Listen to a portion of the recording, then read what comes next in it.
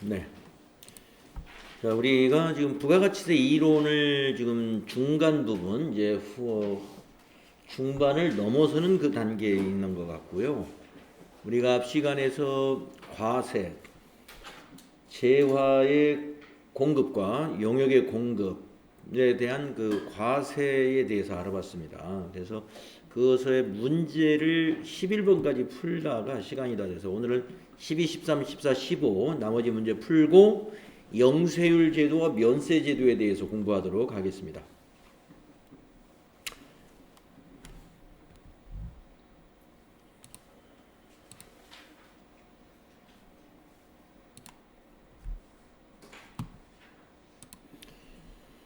자, 그러면은 12번 문제가 어떤 문제인가요? 부가가치세가 과세되는 거래가 아닌 것은 이랬네요. 부가가치세가 과세되는 거래가 아닌 거 1번 보면은 사업자가 아닌 개인이 스마트폰을 수입했습니다. 자, 수입하는 것은 부가가치세가 과세되죠? 네. 이건 과세고요. 그 다음에 산업상의 지식, 경험에 관한 정보를 제공하는 거 이건 용역의 제공이죠? 과세가 되죠. 네.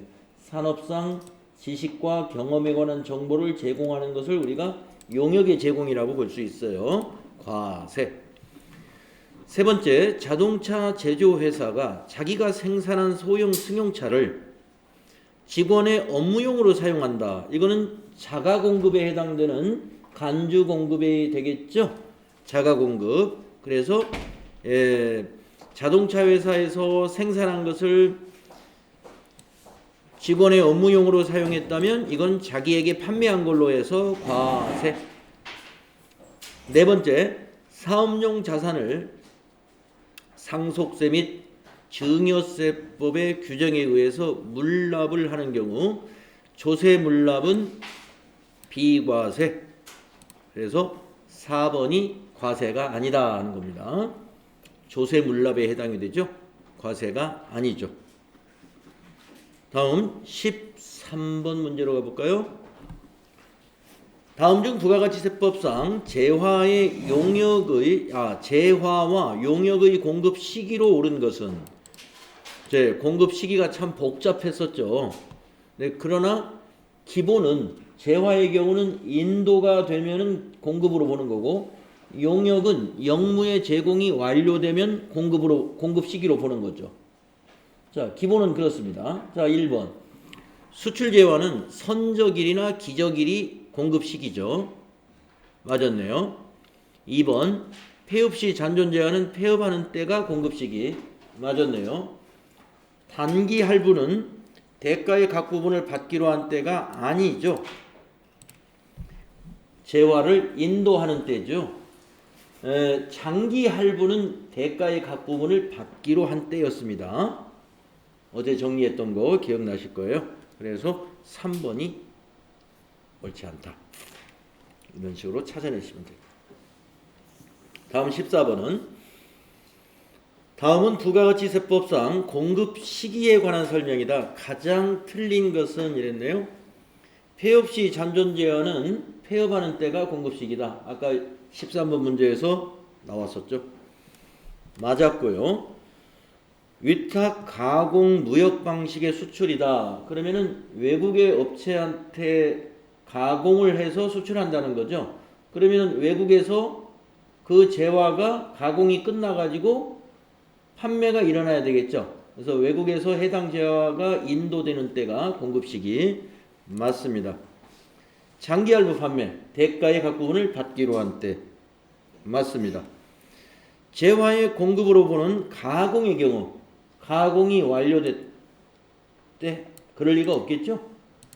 가공이 완료된 것은 작업이 끝났다는 것이지 공급이 끝났다고 말하지 않습니다. 공급이라는 것은 인도해야 돼요. 가공을 마친 다음에 그것을 인도하는 때를 공급 시기로 보는 거죠. 그래서 4번이 틀렸다 이런 거죠. 네, 15번 문제 보겠습니다. 부가가치세법상 공급 시기와 공급 장소에 대한 설명 중 가장 옳지 않은 것은 옳지 않은 거 찾는 거죠. 무인 판매기를 이용하여 재화를 공급하는 경우 사업자가 무인 판매기에서 현금을 꺼내는 때를 공급 시기로 본다는 거 맞았네요. 상품권을 현금으로 판매하고 그 후 상품권에 의하여 현물과 교환하는 경우에는 상품권이 인도되는 때를 공급 시기로 본다. 이거 잘못됐군요. 그래서 옳지 않은 것은 2번이다. 여러분 기억나시죠? 상품권을 인도하는 때는 공급 시기가 아니에요. 부가가치세법상의 공급 시기는 상품권으로 현물과 교환하는 때를 공급 시기로 보는 겁니다. 그래서 2번이 옳지 않다. 3, 4번은 맞는 내용이겠죠. 자, 이렇게 해서 공급 시기에 관한 문제까지 풀어봤습니다. 재화의 공급, 용역의 공급, 그리고 공급 시기. 그래서 다시 이제 앞쪽으로 가서요. 영세율과 면세 이론 정리한 부분을 찾아가겠습니다.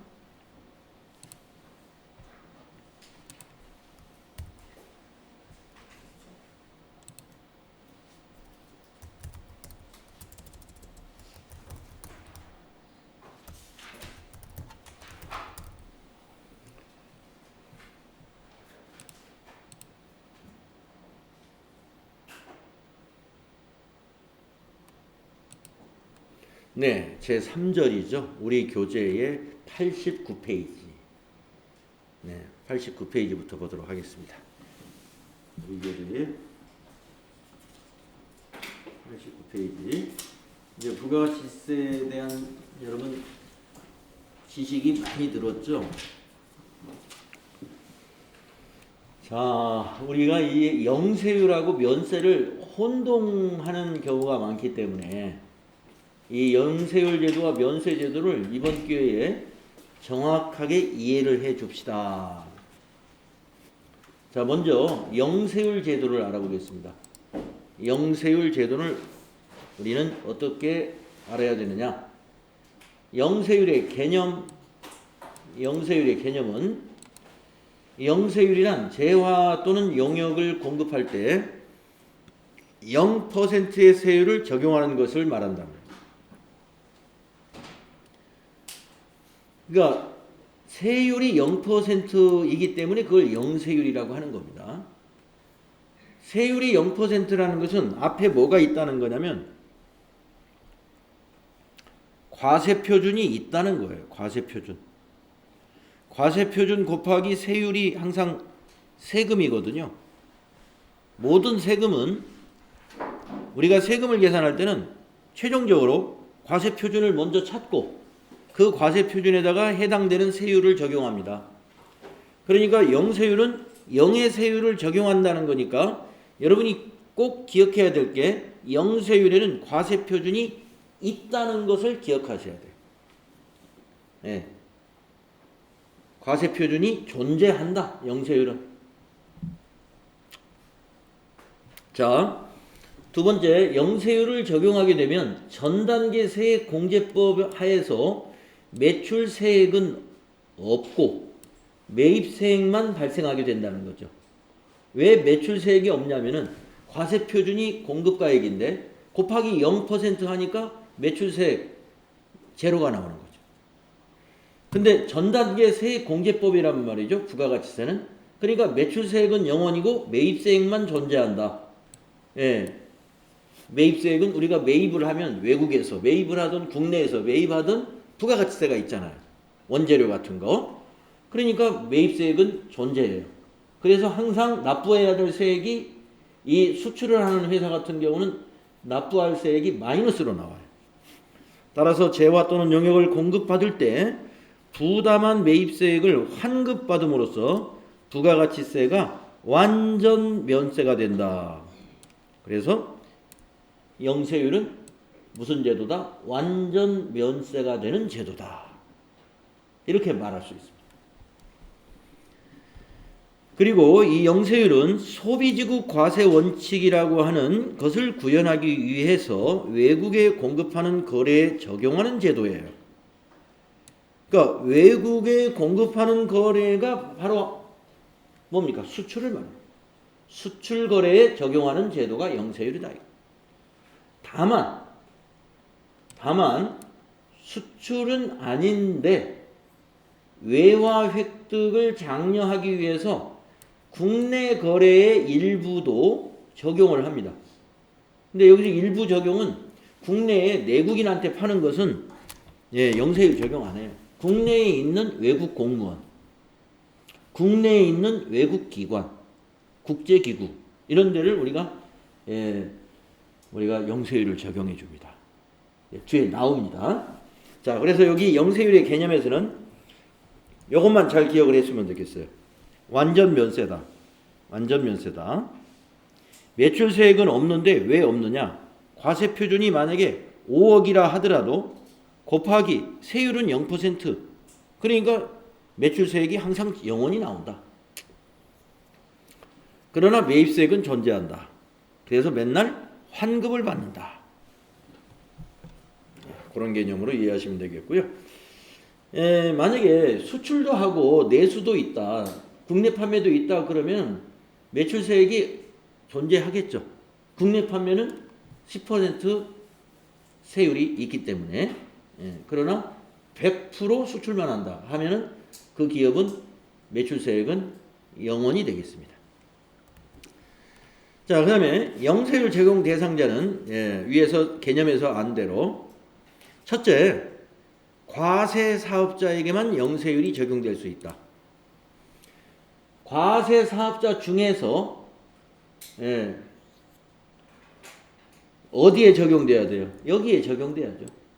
과세 사업자 모두가 영세율이 아니라 과세 사업자 중에서 여기에 해당된다. 이게 외국에 공급하는 경우 또는 국내 거래 일부에 적용된다 이거. 과세 사업자 중에서. 그러면 누가 제외가 된다는 얘기인가요? 면세 사업자는 해당이 없다 이거. 면세 사업자는 수출을 한다 그래도 매입세 공제 못 해준다 이거. 과세 사업자만 적용을 한다.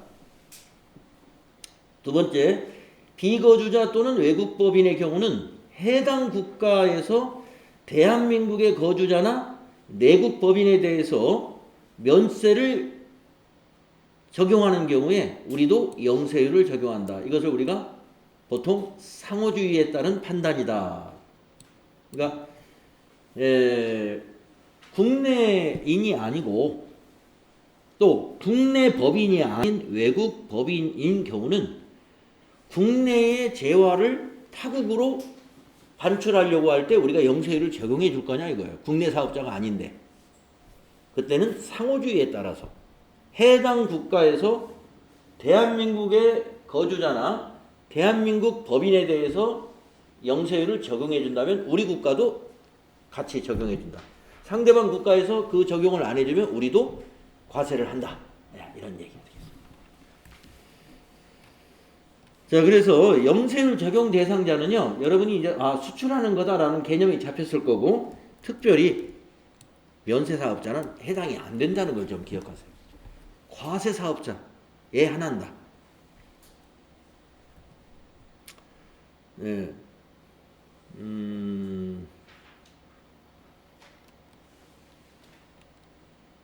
그 다음에 뭐 뒤에 또 나옵니다만, 뒤에 또 그 내용이 나올 겁니다만 미리 좀 말씀드리면, 그러면 자, 예를 들어서 농산물 같은 걸 생산을 한다고 볼까요? 그러면 비닐하우스도 해야 되고, 비닐하우스 만들려면은 거기에 뭐 파이프도 들어가야 되고 뭘 이게 막아야 되니까 자재가 많이 들어가죠. 그러면 전부 그거 자재를 살 때 부가세 다 부담하잖아요. 근데 그 사업자는 국내에 팔기도 하지만 자기가 생산한 농산물을 뭐 일본이라든가 뭐 중국이라든가 이런데 수출도 한다고 그러죠. 수출. 그러면은 이 농산물을 생산하는 농산물 자체가 면세거든요. 면세. 그러면 그 사업자는 좀 억울한 거예요. 나도 수출을 하는데 나는 매입세 공제를 하나도 못 받네. 면세 사업자니까. 그래서 구제를 해줍니다. 어떻게 구제를 해주느냐? 그러면은 선택을 하라. 과세 사업자로 전환을 할 수 있는 기회를 줘요. 예, 그래서 이 면세 사업자가 영세율 적용을 받는 경우는 수출하는 경우에 받을 수가 있는데요. 그런 경우에는 과세 사업자로 전환을 해야 됩니다. 그러면 과세 사업자가 되면은 부가가치세 신고 의무가 발생하기 때문에 면세 사업자는 1년 내내 부가가치세 때문에 뭐 신경 쓸 것이 하나도 없지만 과세 사업자는 꼬박꼬박 법인이라 그러면 3개월에 한 번씩 신고해야 될 의무가 발생하죠. 예, 그런 것들은 챙겨야 되겠죠. 뭐 그런 거 챙겨서라도 당연히 매입세 공제 받는 게 훨씬 유리하겠죠. 완전 면세를 받는 거니까. 그래서 이 면세 농산물이나 면세 수산물 같은 것을 사업으로 하는 그런 사업자가 혹시 수출을 한다 그러면 면세를 포기하게 돼요. 면세 포기 제도가 있다. 다음에 영세율 적용 대상 거래를 여기 일일이 나열을 했는데요. 예, 복잡하지 않습니다. 자, 내용이 많지만 크게 보면 자, 1번에 수출이에요. 이게 다 수출.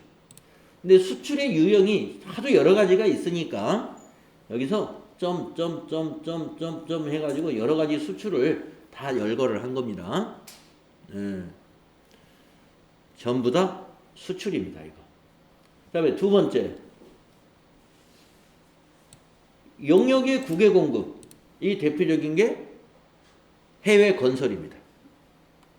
해외 건설 영세율이에요.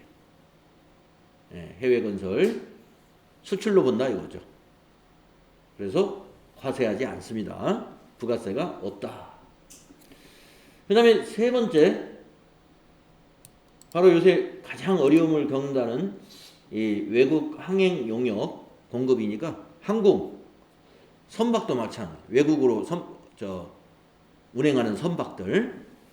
그래서 외국 항행 용역은 선박이나 항공기를 가지고 여객이나 화물을 국내에서 국외로 또는 국외에서 국내로 반대로 또 국외에서 국외로 이렇게 수송하는 걸 하죠. 그럴 때 영세율을 적용해 줍니다. 영세율. 그래서 영세율 적용 대상 거래 수출 용역의 국외 공급 외국 항행 용역의 공급. 또 뒤에 가보면은 이게 이제 일부 국내 거래입니다. 아까 외화 획득을 위해서 수출이 아니지만 영세율을 적용하는 경우가 일부 있다 라고 개념에서 말했던 것이 여기 이겁니다. 우리나라에 상주하는 외교 공관, 영사기관 또는 국제연합과 이에 준하는 국제기구 등의 재화나 용역을 공급하는 경우는 영세율 적용해 준다 이거죠. 자, 그 다음에 그 외교 공관에 소속되어 있는 직원, 그 직원, 근데 한국 직원은 안 되고 해당 국가로부터 공무원 신분을 부여받은 자, 예, 그러니까 이 해당 국가로부터 공무원 신분을 부여받은 자는 이 사람은 급여를 누구한테 받을까요? 예, 외국에서 받는 사람이에요. 그러니까 외국인이죠, 뭐. 예. 그래서 외국 공무원 신분을 부여받은 자죠.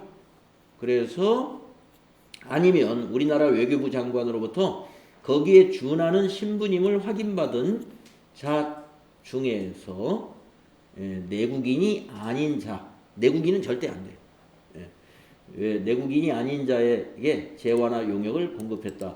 그러니까 대사관이나 영사관에 있는 직원 중에 그 외국 공무원들은 우리가 수출로 본다 이거죠. 거기에 개인적으로 공급하는 것도 영세율 적용한다 이겁니다.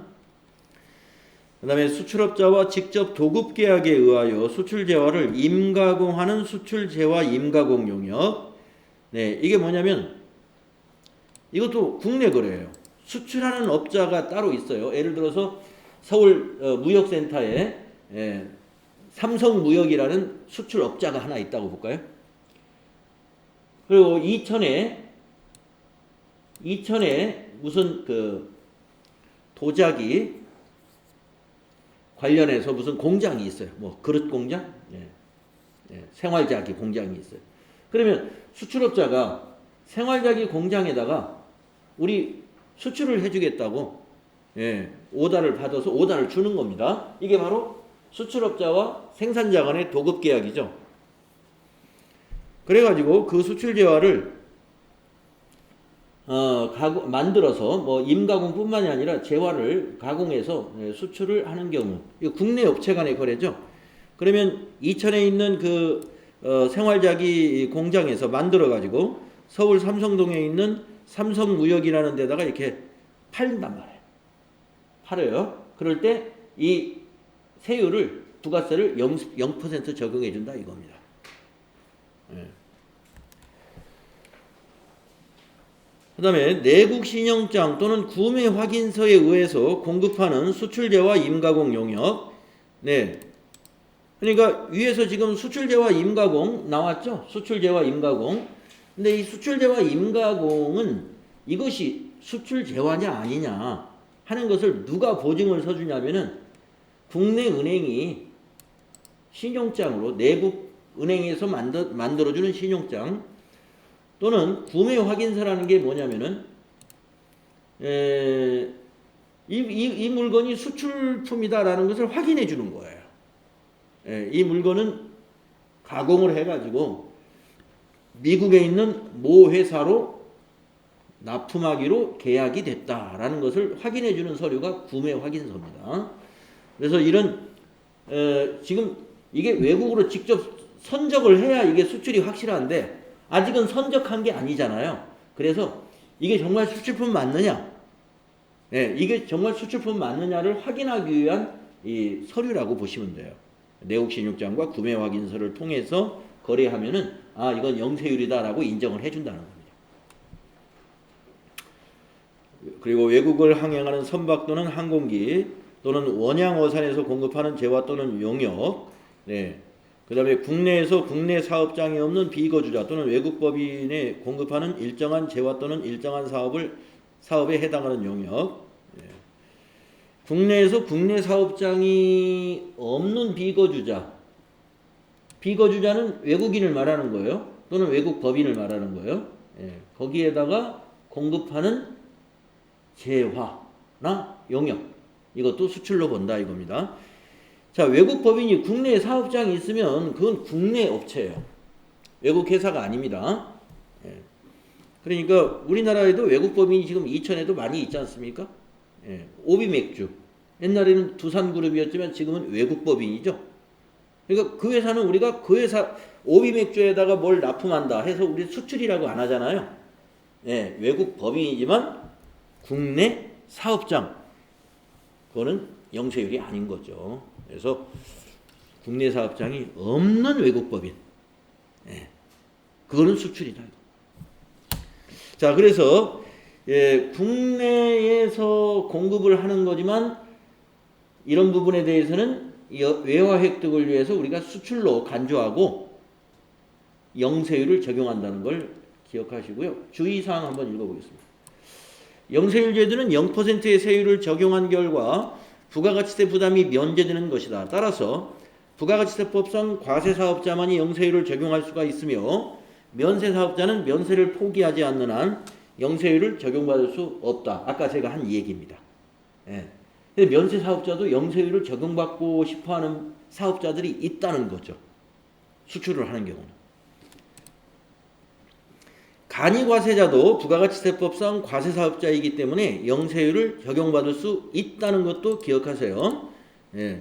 간이과세자는 연간 그 공급 대가가 4,800만 원 이하인데 굉장히 영세한 기업이잖아요. 그러니까 수출이라는 것이 거의 없겠지만 혹시라도 그러나 외국에 공급을 했다면 영세율 적용 대상은 되는 거다. 왜냐? 간이과세자도 과세사업자니까 해준다. 다음 이제 자 여기까지가 영세율 제도에 대한 지식이에요. 영세율 제도에 대한 지식. 그 다음에 면세 제도에 대해서 알아보겠습니다. 면세의 개념을 보면요. 면세란 일정한 재화 또는 용역의 공급에 대하여 부가가치세를 면제하는 것을 말한다는 거죠. 공급에 대하여 부가가치세를 면제해 주는 거예요. 공급이 뭐예요? 판매에 대해서. 그리고 면세 사업자는 부가가치세 납세 의무가 없습니다. 그러니까 자기가 공급한 것에 대해서 부가가치세도 없고 또 납세할 의무도 없단 말이에요. 그러면 뭐가 문제냐? 매출세액은 원래 없어요. 없으니까 한다고 해도 매출세액은 존재 안 하는데 문제는 이거 매입세액이죠. 그래서 매입세액은 환급을 못 받습니다.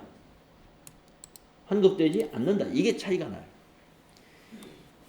영세율 사업자는 부가가치세 납세 의무자거든요. 납세 의무자. 과세 표준이 있단 말이에요. 그래서 신고를 통해서 매입세 공제를 받는 것이고 면세 사업자는 부가가치세 납세 의무가 없습니다. 신고도 안 해요. 아무런 의무가 없기 때문에 매입세 공제도 못 받는다. 그래서 이 면세 사업자가 소비하고 있는 매입은 자기가 최종 소비자가 되는 거죠. 그래서 따라서 매입세액은 공급 가격에 포함되어 최종 소비자에게 전가되므로 즉 면세 사업자가 최종 소비자가 되는 셈이다 이런 얘기입니다. 그래서 부가가치세 부담이 완전히 제거되는 사업자가 아니다. 그래서 면세 사업자를 우리는 이렇게 봐야 된다. 부분 면세 제도이다. 면세가 부분 면세고 영세율이 완전 면세라는 거죠. 거기서 좀 헷갈릴 수가 있죠. 면세가 면세 같은데 왜 부분 면세지? 그 이유는 지금 여기에 있는 겁니다. 면세라는 말은 공급에 대해서 면제를 해주는 거예요. 판매에 대한 부가가치세가 없다는 것이지 매입세액은 사업자인데 공제를 못 받아. 그래서 부분 면세라는 거예요. 그래서 면세 사업자가 소비한 매입은 자기가 최종 소비자가 되는 셈이죠. 그래서 면세는 부분 면세요, 영세율은 완전 면세다. 요거 아주 중요한 개념입니다. 자, 그러면 면세가 되는 재화나 용역이 뭐가 있느냐? 여기 쭉 열거된 것이 이제 시험에 많이 나오는 거예요. 이것만이 면세는 아닙니다. 여기 열거되지 않은 것도 면세가 좀 있어요. 그러나 우리 여기 지금 수험서에 나열된 것은 시험에 자주 등장하는 재화 용역이기 때문에 요거 정도는 기억을 해야 된다 이거예요. 첫째, 기초생활필수품 관련 재화 및 용역입니다. 이 기초생활필수품이라면은 대부분의 우리 기초적인 생활만 한다고 하더라도 이런 거 정도는 누구나 다 소비한다는 거죠. 사치 생활을 하는 게 아니라 기본적인 생활을 하려는데 다 누구나 다 똑같이 소비해야 된다. 그렇게 되면은 그 부분에 대해서는 부가가치세 부담을 주지 말자는 그런 취지입니다. 소비자에게. 자, 어떤 것들이 있느냐? 미가공 식료품. 그래서 미가공 식료품에는 농산물, 축산물, 수산물, 임산물이 있다는 거죠. 논밭에서 나는 거, 소, 돼지, 바다에서 나는 거, 산에서 나는 거, 뭐 여러분 미가공 식료품 이게 딱 뭔지 아시겠죠? 곡식, 고기, 물고기, 뭐 소고기 이런 것들, 임산물 하면은 뭐 버섯이라든가 산에서 나는 것들이 되겠죠. 그래서 미가공이라는 개념은 뭐냐면 만약에 농산물 중에서 쌀은 미가공이에요. 그런데 쌀로 떡을 만들었다. 그 가공이 있는 거죠. 쌀 과자를 만들었다. 이런 게 가공이라는 거죠. 그 다음에 축산물도 우리가 그 젖소에서 딴 원유는 면세입니다. 가공하지 않은 상태죠. 근데 그걸로 딸기 우유를 만들었다. 초코 우유를 만들었다. 이런 것이 가공 우유다 그러잖아요. 그건 과세죠. 부가가치세가 있다는 거예요. 그렇게 이해하시면 되고. 그 다음에 미가공 비식용 농산물, 축산물, 수산물, 임산물도 면세입니다. 다만 이거는 국내산만 적용을 해줘요. 아까 식용은 사람이 먹는 거죠. 그래서 외국산 수입 미가공 식료품도 면세인데요. 비식용의 경우는 국내산만 적용한다. 그럼 비식용이라는 건 이제 공업용, 그 다음에 동물용 되겠죠. 공업용이나 동물용은 국내산만. 자, 그 다음에 이제 식료품 끝났고 수돗물. 그래서 물에서 수돗물하고 뭐를 많이 비교해 놓냐면 요즘에 다 이제 생수 많이 쓰잖아요. 생수는 현재는 과세입니다. 그래서 수돗물이 면세라는 거. 그 다음에 연탄과 무연탄. 네, 연탄과 무연탄. 연탄 여러분 잘 아실 거고요. 예, 무연탄. 연탄을 만드는 게 무연탄으로 만들죠. 유연탄은 과세입니다. 유연탄. 거기다가 또 그 체화탄이라고 보기에 가끔 체화탄이라고 나옵니다. 예. 아무튼 연탄, 무연탄이 아닌 다른 탄은 다 과세예요. 체화탄이 뭐냐면 번개탄. 예.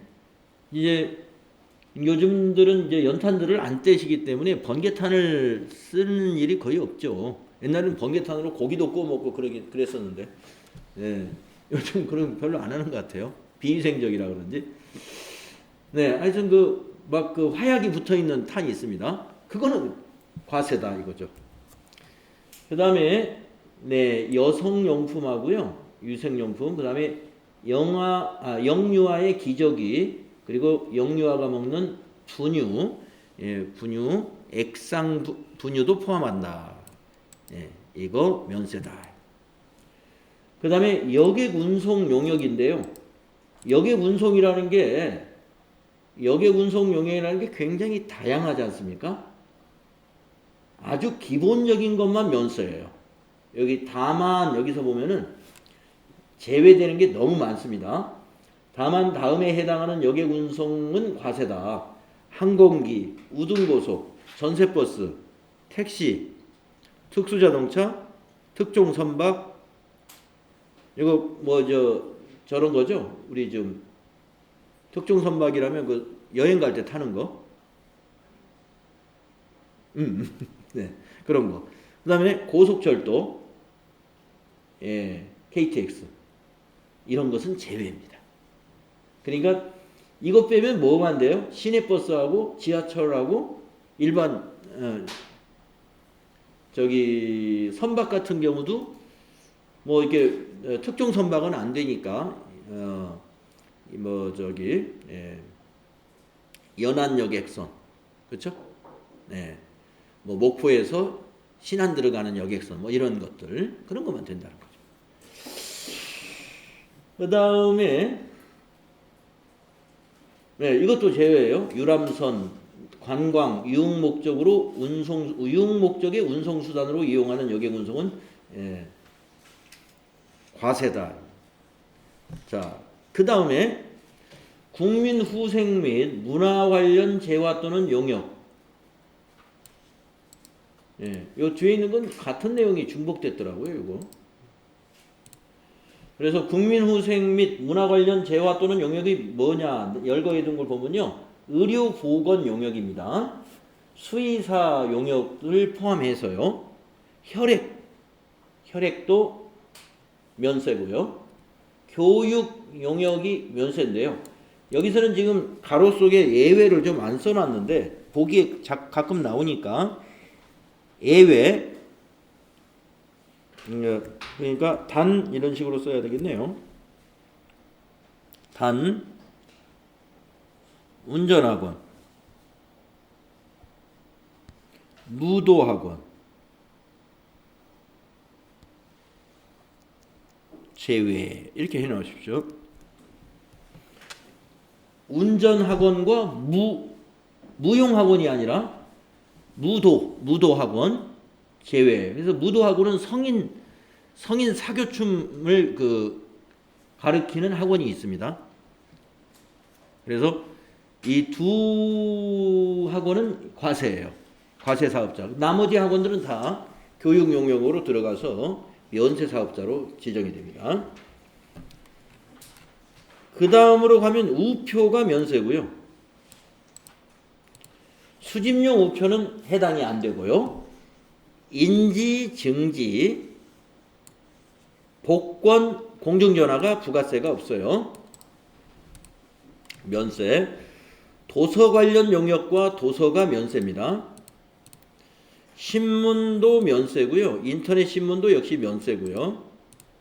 잡지나 관보, 뉴스 통신 면세인데 신문이나 관보나 뉴스 통신 같은 곳에 광고를 넣는다. 그러면 광고에 대해서만 과세입니다.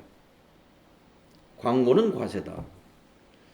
네, 그리고 어떤 담배가 있는 것 같은데요. 법에서 정한 담배는 면세다. 또 예술 창작품, 예술 행사, 문화 행사 또는 아마추어 운동 경기가 면세라는 겁니다. 예. 그래서 아마추어 운동 경기라 하면은 이제 그 뭐 프로야구라든가 우리나라 그 축구 K리그나 이런 건 다 프로죠. 그 프로 경기의 입장권은 과세예요. 부가가치세가 있어요. 예, 그런 것이 아니라 뭐 고교 야구, 예, 또 아마추어 경기라면은 무슨 올림픽 예선전을 한다든가 이런 것들에 대해서는 부가세가 없다. 도서관, 과학관, 박물관, 미술관, 동물원, 식물원 입장권도 부가세가 없습니다. 자, 지금 이제 그 문화와 국민 후생에 관한 것들 나열을 해봤고요. 그 다음에 세 번째 구성 요소에 의해서 이런 것은 면세로 정해놨다 이겁니다. 토지가 면세입니다. 그래서 토지 거래에 부가가치세가 없어요. 또 금융과 보험 용역이 면세입니다. 금융과 보험 용역 부가가치세가 없다는 거죠. 저술가, 작곡가, 그 밖의 자가 직업상 제공하는 인적 용역 면세입니다. 그 다음에 기타 면세가 뭐가 있냐 하면은 국가나 지방자치단체나 지방자치단체 조합이라는 곳이 있는데 거기에서 공급하는 재화나 용역에 대해서 면세를 적용해요. 그런데 모두가 면세는 아닙니다. 밑에 추가 설명이 이제 주석이 밑에 좀 있을 거고요. 자, 국가나 지방자치단체, 지방자치단체 조합 및 공익단체에서 무상으로 공급하는 재화나 용역에 대해서 면세다. 이거는 뭐냐면 과세사업자가 국가 또는 이천시 같은 이런 지방자치단체에다가 무상으로 공급한다 이거야. 무상으로. 거기에 대해서는 부가세가 없다. 매출세액으로 보지 않는다. 그러니까 국가에다가 이거 기부하는 거잖아요. 국가에 기부하는 거 부가가치세 없다는 겁니다. 다음에 종교, 자선, 학술, 구호 그 밖에 공익을 목적으로 하는 단체가 공급하는 재화에 대해서도 부가가치세가 면세입니다. 종교단체에서 공급하는 거 부가가치세가 없어요. 그 다음에 주택과 이에 부수되는 토지를 임대하는 용역에 대해서도 면세입니다. 이건 사업용 부동산이 아니에요. 사업용 부동산을 임대해 주는 것은 그건 과세입니다. 부가세가 붙는데 주택이라 하는 것은 이걸 사업을 하려고 지은 게 아니잖아요. 주택은 내가 살려고 지은 집을 주택이라고 그러죠. 그래서 내가 이천에 집이 하나 있는데 회사가 갑자기 부산으로 나를 발령을 냈어요. 그래서 부산으로 가서 2년간 근무를 하고 와야 된단 말이에요. 그러면 여기 이천에 있는 집을 어떻게 해야 돼요? 남한테 세를 주고 가야죠. 거기에 대해서 면세다 이거죠. 그 다음에 국민주택이나 국민주택 건설 용역 또는 그 국민주택 규모 이하의 리모델링 용역에 대해서 면세를 적용해 줍니다. 네, 이런 거 기타에 대한 거예요. 자, 그런데 지금 여기 이 부분에 대한 거, 이 부분에 대해서 밑에 있는 여기에 주의를 같이 보겠습니다. 자, 예외가 있기 때문에요. 국가나 지방자치단체, 지방자치단체 조합이 공급하는 재화 또는 용역 중 다음의 재화나 용역은 과세가 됩니다. 이거예요. 그러니까 예외가 있다 이거죠. 네 가지가 있는데요. 우정사업 조직이 소포 우편물을 방문 접수해서 배달하는 용역, 그리고 주문 판매, 통신 판매를 말하는 거죠. 그러니까 우리 우정사업 조직이다 그러면요, 우체국을 말하면 돼요. 우체국의 통신 판매. 우체국 자체가 이 국가기관이에요. 그리고 소포, 여기에 대해서는 과세다 이런 얘기죠. 그 다음에 고속철도 과세입니다. 고속철도 국가가 하는 사업이지만 과세, 부가세가 과세된다. 그 다음에 국가나 지방자치단체가 부동산 임대를 한다든가 도소매, 음식점, 숙박업, 골프장이나 스키장 같은 기타 스포츠 시설을 운영했을 때 그 소득이, 그 매출액이 부가가치세가 붙어요. 네. 그 다음에 네 번째, 부가가치세 과세 대상인 진료 용역과 동물의 진료 용역. 그러니까 우리가 이제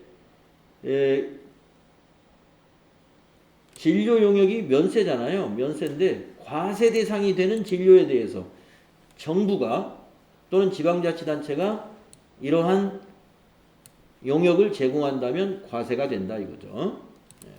그래서 요거. 그래서 이제 전체적으로 국가나 지방자치단체는 모두가 면세다라고 생각하시면 안 된다. 그래서 일부 과세가 되는 사업이 있다는 것을 기억을 하시면 되겠습니다. 자, 그 다음에 자 이제 면세제도의 마지막 면세 포기. 예. 아까 영세율에서 말씀드렸죠. 영세율 제도하고 면세 포기가 밀접한 관계가 있죠. 왜냐하면 면세 포기를 할 수 있는 대상이 동그라미 1번 영세율 적용 대상이 되는 것. 그럼 영세율은 수출하는 재화나 용역에 대해서 적용해 주는 거니까 면세 재화를 생산하거나 공급하는 사람이 수출을 할 거다라고 하면은 면세 포기를 신청할 수 있다. 한 가지가 더 있는데요. 수출하고 거의 같은 대우를 해주는 게 학술연구단체와 기술연구단체가 학술이나 기술연구와 관련해서 실비 또는 무상으로 공급하는 재화나 용역이에요. 그러니까 이거는 학술연구단체하고 기술연구단체에만 해당이 되기 때문에 일반 사업자에게는 2번은 해당이 안 되는 거고, 일반적인 학술연구단체나 기술연구단체가 아닌 사업자의 경우는 이 영세율의 경우만 해당이 된다 이거예요. 그러면 면세 포기 절차는 어떻게 되느냐? 면세 포기 신고서를 관할 세무서장에게 제출하면 됩니다. 그러면 사업자 등록증이 새로 나와요. 과세 사업자로 전환되어서 재발급을 받으면 되고, 면세 포기의 효력은 3년간 유지해야 됩니다. 그러니까 수출할 때 딱 한 번 해서 매입세 공제 받고 아유 매번 신고하려니까 귀찮네 하고서 다시 면세 사업자로 돌아서 가지고 돌아갈 수가 없다는 거예요. 한번 면세 사업을 적용받으면 3년간은 그냥 아니요. 한번 과세 사업자가 되면은 3년간은 부가가치세를 면제받지 못한다. 3년간은 계속 과세 사업자를 유지해야 된다 이 말이죠. 그러면 3년이 지나서 어떻게 해야 돼요? 면세 적용 신고를 별도로 해야 돼요. 예, 면세 적용 신고를 해야 한다. 한번 면세 포기를 하면 3년간은 과세 사업자를 유지시켜주고 3년 후에 면세 적용 신고를 다시 하면 된다 이런 얘기죠. 그래서 이제 면세 사업자들이 수출할 때만 잠시 하고 또 바꾸고 이런 것들을 아마 방지하기 위해서 이렇게 기간을 정해놓은 것 같습니다. 네, 이것이 영세율과 면세제도에 대한 이해입니다. 네, 그래서 이 부분이 지금 우리 3절이었는데 상당히 중요해요.